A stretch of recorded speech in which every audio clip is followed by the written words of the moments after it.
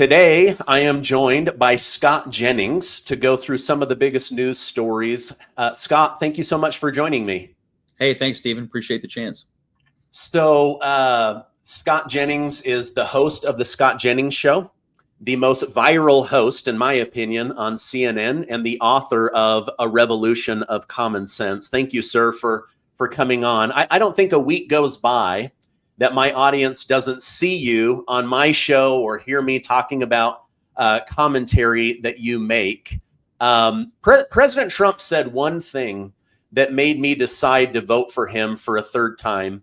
He said, the Republican Party has become the party of common sense.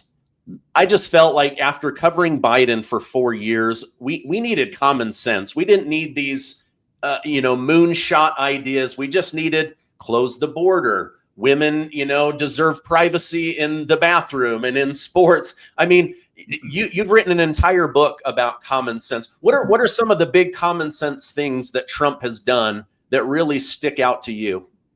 Well, I think you hit the nail on the head about how he returned to office. I think people felt like we were being forced to sort of live in this alternate reality where we all knew what was being pushed upon us was uncommon nonsense. But everybody sort of lived in fear. Like if you spoke up against it, something bad was going to happen to you. And of course, one of Trump's great political superpowers is just simply saying what we're all already thinking. I mean, he does it better than anybody. You raised a couple of the issues that mattered the most. The transgender ideology, the idea that boys should play in girls' sports or that boys should be allowed in girls' locker rooms.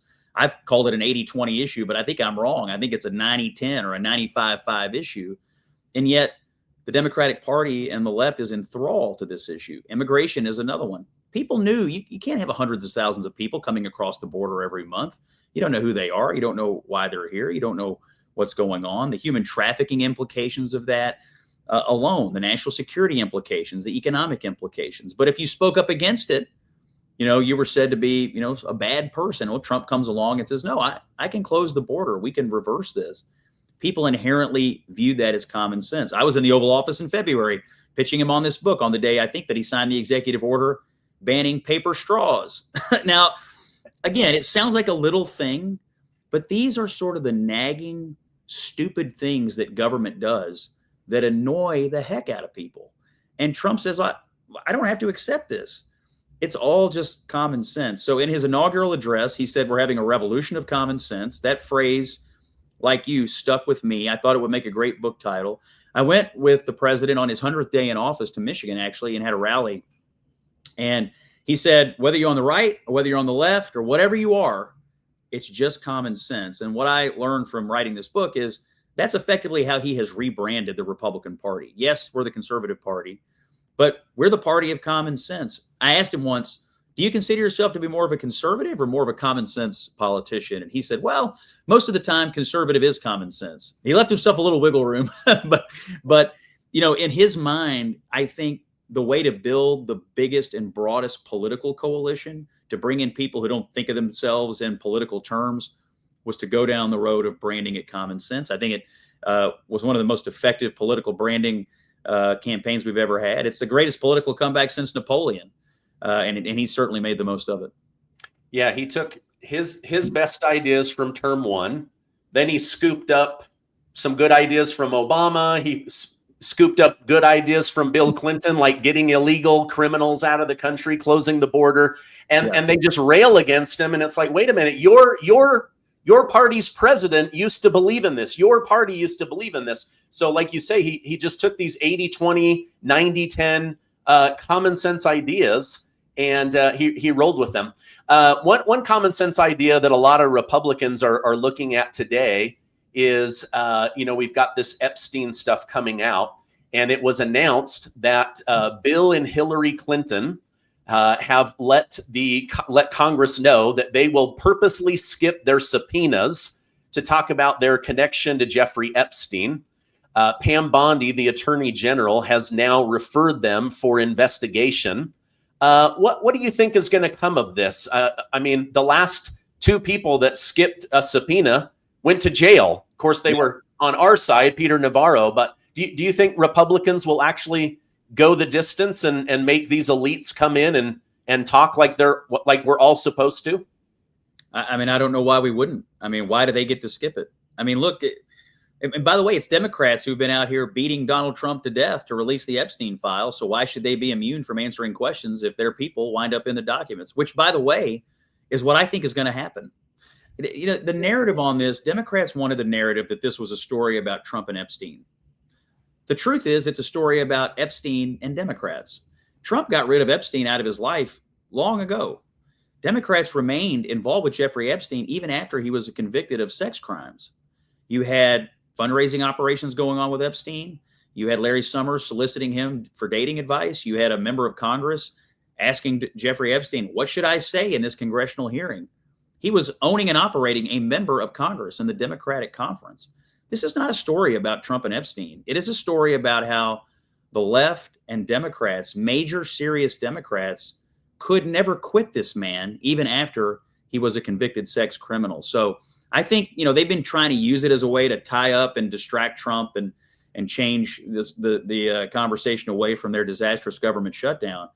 They may have blundered into a real political problem here. Now, it's incumbent upon our Republicans to stay with it. And so staying with the Clintons that you mentioned, I think, is vital. But let's see who else is in here. Let's see what other Democrats Jeffrey Epstein had contact with. I suspect we're going to find out it's more than a few. Yeah, I agree with you. And just to quote you, back to you, President Trump excommunicated Jeffrey Epstein, and the Democrats cozied up to him even after knowing what he had done. Yes. I mean, it's just like using common sense. Okay, the guy who kicked him out said, you're out of my life. I want nothing to do with you. Helped in an investigation against his victims. He's the bad guy, but the people begging him for advice, begging him for money, somehow they're the good guy. I mean, I just think. By the way, the little documents that have come out already, Jeffrey Epstein apparently hated Donald Trump and was mad at Donald Trump for getting rid of him out of his life. Yeah. So again, this happens to Trump a lot. Democrats like to spin yarns. They like to spin narratives.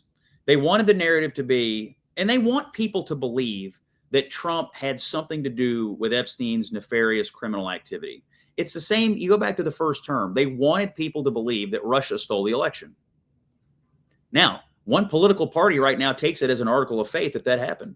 They've succeeded. I mean, that's what Democrats believe. And I suspect if you went to a Democratic Party dinner tonight and polled the room, 100% of the people in there would tell you, oh, yeah, Donald Trump was part of the Jeffrey Epstein, criminal network. They create narratives. They spin yarns. And it's up to Republicans to fight back. I mean, this has been one of Trump's greatest strengths, showing the Republican Party we don't have to take these narratives lying down. But on this Epstein business, it's Democrats who are constantly involved with this guy, not Trump. And so if you want to hold people accountable, fine. But you have to be prepared to hold people accountable, even if it's your own people. And I doubt Democrats are prepared to do that. They say they are, but I don't really believe it. We'll see if anybody criticizes the Clintons for defying a congressional subpoena on the Democratic side. Yeah, speaking of the Clintons and holding accountable, let me show you this clip where Congressman James Comer says, oh, I am absolutely prepared to have the Clintons arrested. Mr. Chairman, there are two very important people that you subpoenaed early on, or excuse me, that you asked to voluntarily cooperate. They didn't schedule their interviews. Now there's a subpoena. But Bill and Hillary Clinton, if they continue to duck you, will you take them to court? Will you try to enforce a subpoena? Will you go the Steve Bannon and Peter Navarro route? 100%. We're going to go that route. We expect to hear from Bill and Hillary Clinton. Look, Donald Trump's answered questions for years about Jeffrey Epstein. Every day he gets asked questions about Epstein and he answers them in front of the American people. We've subpoenaed Republicans and Democrats. Two Republicans have come forward, Bill Barr and Alex Acosta. They did interviews and deposition, and those were tough, but they did them. They didn't back down. Other Democrats have sent letters that saying they knew nothing about Epstein, which would hold in court if something ever comes out that they did know something, then they've committed perjury there. But the Clintons have never responded. They're the one group in this investigation that's never had to answer questions in front of a credible reporter, and they've never certainly answered questions from attorneys or members of Congress. So we expect the Clintons to come in, or I expect the Clintons to be met with the same fate that Bannon and Navarro were met with when the Democrats were in control. So It sounds like it's quite a reasonable, explanation from Congressman Comer, who, by the way, I'm a fellow Kentuckian, and he represents my boyhood home of Dawson Springs, Kentucky. I think he's done a terrific job, but he laid it out. I mean, this is a reasonable way to look at it. Why are they immune? If you want to have it out, if you want to have full transparency, why would they and they alone be immune? They should not be immune. Yeah, no, I agree. They're not elites. If you've done something wrong, nobody's above the law. Like, how many times did Democrats say that? And so hopefully we get to hear from them. If not, they get to hear from Congress's lawyers. There was a big story going on right now where 6 Democrat members of Congress put out a video openly calling for intelligence agencies and the military to purposely disobey President Trump. He learned about that this morning. He's calling for them to be arrested. He says this is the exact definition of sedition. What are your thoughts on that story? I was shocked when I saw the video. But look, what's happening on the left right now is that their base is increasingly radical, and they are demanding that their political leaders openly defy normal government process. I mean, it's why they shut down the government. It was all an attempt to show the radical base, hey, we're willing to basically destroy everything in our path because we're mad that Donald Trump is the president. Now it includes trying to get military members to defy the commander in chief. I mean, there used to be a word for this. It was insurrection. I mean, I heard Democrats throw that around all the time years ago. Now, apparently, it's cool in the Democratic Party to foment an insurrection. So I was stunned, but they keep using the phrase illegal orders. I've had a couple of debates about this on TV. What order is illegal? What illegal orders are you talking about? What is the evidence that any illegal orders have been given?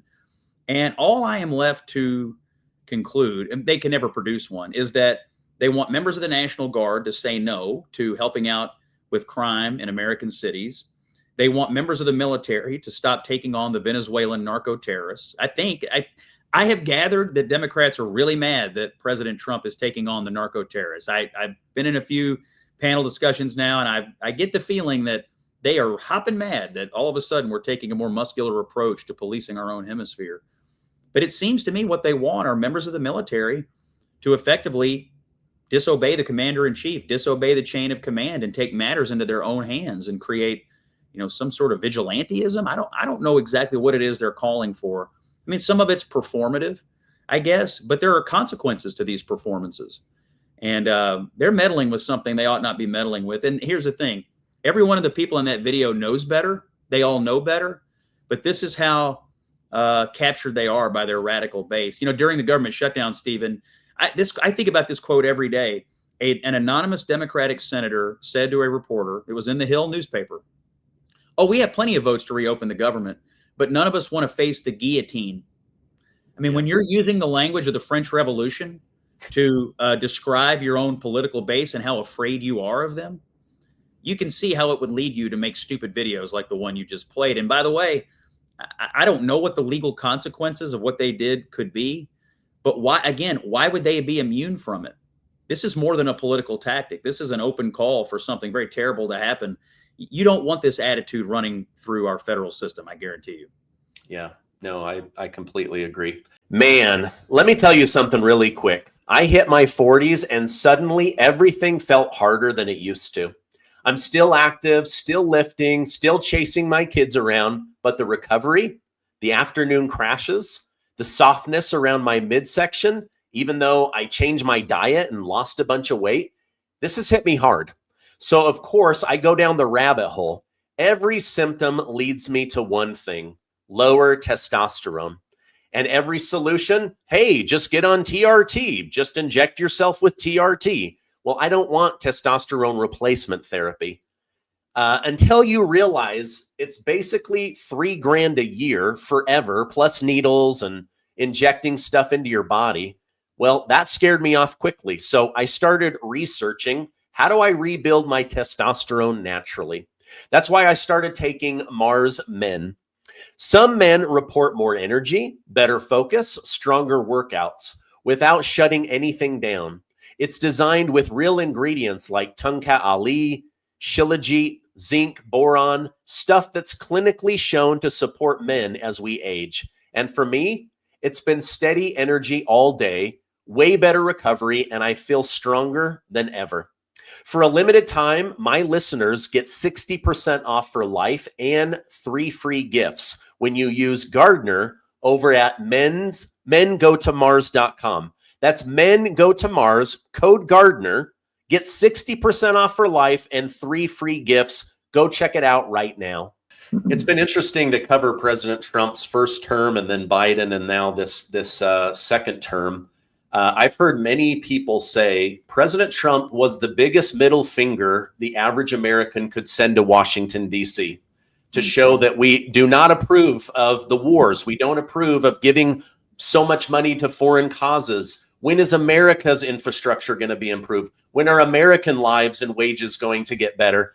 So some say it's a middle finger. You say in your new book that it's common sense. So as you researched and wrote this book and had the opportunity to go to the Oval Office to present it and speak with President Trump, what are the main areas that you see President Trump, not as maybe the biggest middle finger that could go to Washington, D.C., but just the single greatest common sense in defense of the average American person?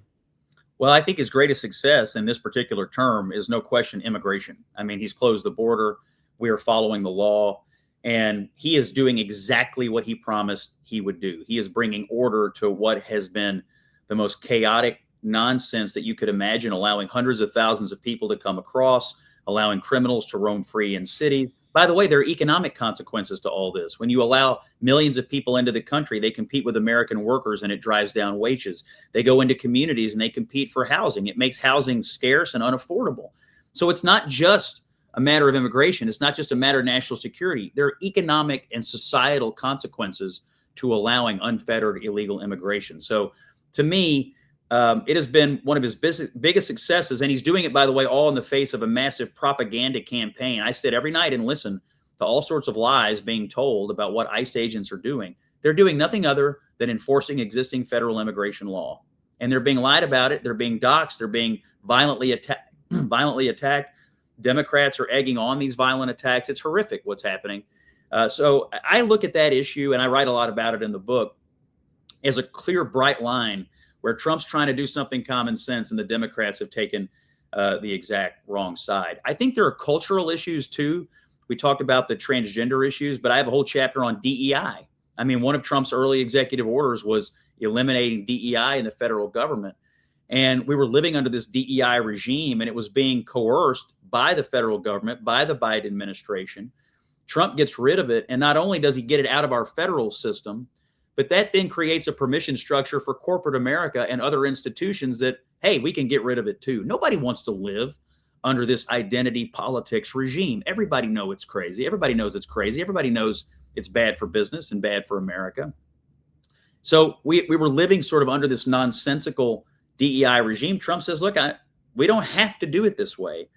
And so ripping that out, I think, may have been actually one of the most important policy choices that he made right out of the gate. And that was a promise that he made, and he fulfilled it on day one.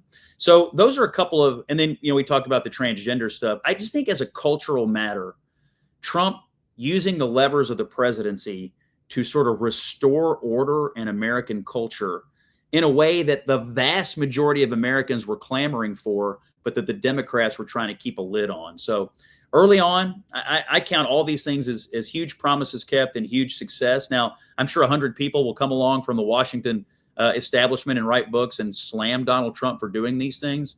But the bottom line is it's what the people wanted. It's what they elected him to do, and he delivered. Yeah, and he continues to deliver. The book is A Revolution of Common Sense. I'm going to put a direct link down below so that people can find that very easily. So President Trump just hosted Mohammed bin Salman from Saudi Arabia. He got mixed reviews on that. Some people still don't like the Middle East. I think he is trying to build this coalition to make peace in the area. He's also trying to keep them from being captured by China. Saudi Arabia keeps us powerful with oil, also the US dollar. But my favorite thing coming out of that was watching President Trump and Elon Musk.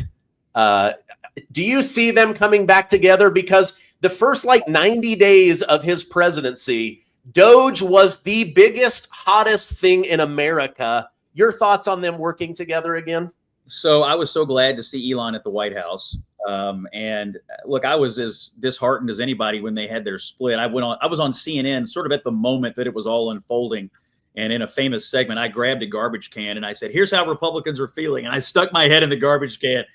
And then that night on Abby Phillip, I went into the store. I got a bottle of Pepto-Bismol and I poured it in my mug on the set. I mean, look, I think what Elon and Trump did in 2024, their partnership saved Western civilization. I think Elon helped Trump win. And I think if Trump hadn't won, I don't even want to imagine what we would be going through right now as a country. And so when they teamed up, for those of us who think the future of the West is at stake, which I do, that was one of the biggest political moments in recent memory. When they broke up, I mean, I was gutted by it. And now they were together at Charlie Kirk's funeral. They were seen together at this dinner for the Saudis. So I'm very heartened by that. I have a whole chapter on Elon in the book. I interviewed Elon. I like Elon. I think he's one of the most fascinating and important people in the world and in modern business history. I interviewed him on the 101st day in office, and I could tell he was a little bent out of shape with Washington. He firmly believes that we're going bankrupt, that we've devalued our currency, that the mass migration crisis in Europe and in the United States and the low birth rates in the Western world are all going to sort of converge to possibly bankrupt our country, destroy our country, and lead to the downfall of the West. He firmly believes it. And what I sensed from him was he didn't really find that many people in Washington that shared his zeal for doing something about it. And so I could tell he was bent out of shape. I didn't know the dramatic break was coming. And so right as I was turning in the book, I sort of put a preamble on the chapter and said, look, I wrote this and then this happened and I don't know what's going to happen to these guys, but I hope they come back together. And it looks like they are. And we need Elon. Look, the Democrats shunned Elon, but Biden would even invite him to the White House when they were having electric car day at the White House. This guy invented like this idea of electric cars. He's got the most popular electric car in the world. And so they shunned him. Trump took him in. He's more at home with us than he is with them. If for no other reason than he believes the future of the West is at stake, so does Trump, so do the Republicans. He's at home. He's at home in our movement. And I'm really hopeful that this relationship is repaired and they come back together. I don't think he'll ever go back to work in the government again, but just having them to be allies fighting against the forces that are trying to tear down the West, to me, makes my heart happy today, happier than it has been when they've been broken up and estranged. Yes, everything you said, I can relate to.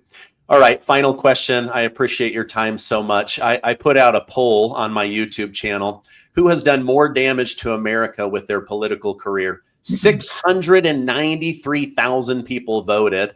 Wow. They said Nancy Pelosi. I was banking on it being Mitch McConnell. You're from the same state as him. Are we going to get a good replacement from Mitch McConnell from your state? Well, there is a primary going on. There are 3 candidates running. The primary is in May. The president has not opined about this matter yet. My commentary on it has been that the president, politics is a team sport. He's our head coach. I'm interested in what he has to say about it. I think the 3 people running all have interesting backgrounds and something to say. If I had to handicap it today, I'd say the polling would probably show Daniel Cameron, the former attorney general, is probably ahead. I'd say Andy Barr, the congressman from Lexington, is probably in second place. And Nate Morris, who's not run for office before, is probably in third place. But again, the primary is far out in May. My only view is this. We do need a good replacement. And we need someone who's going to be part of the team. We are having some issues in Kentucky right now. Trump is very upset with Thomas Massey, who, by the way, is my congressman, and I've been friendly with over the years. But he's been resistant, to Trump on a number of fronts. And so I don't know if the president's going to weigh in on the Kentucky Senate race or not. But keeping it in Republican hands, I think, will happen, no matter who wins the primary. So. It's interesting. We haven't had an open primary or an open Senate seat in Kentucky since 2010 when Rand Paul got elected and took the seat that had previously been held by Jim Bunning. And so it's been a while. And McConnell, of course, has been in since he won his first race in 1984, never lost an election. And Rand's been in since he won in 2010. So unusual to have an open Senate seat in Kentucky. So it's exciting for the Republicans. Yeah, I bet. Scott, thank you very much for coming on. I'm going to put a direct link to the book. I love the common sense that you bring to CNN, your podcast, and the American people. Thank you so much. I hope you have a great rest of your day. Stephen, thank you, brother. Appreciate this time today.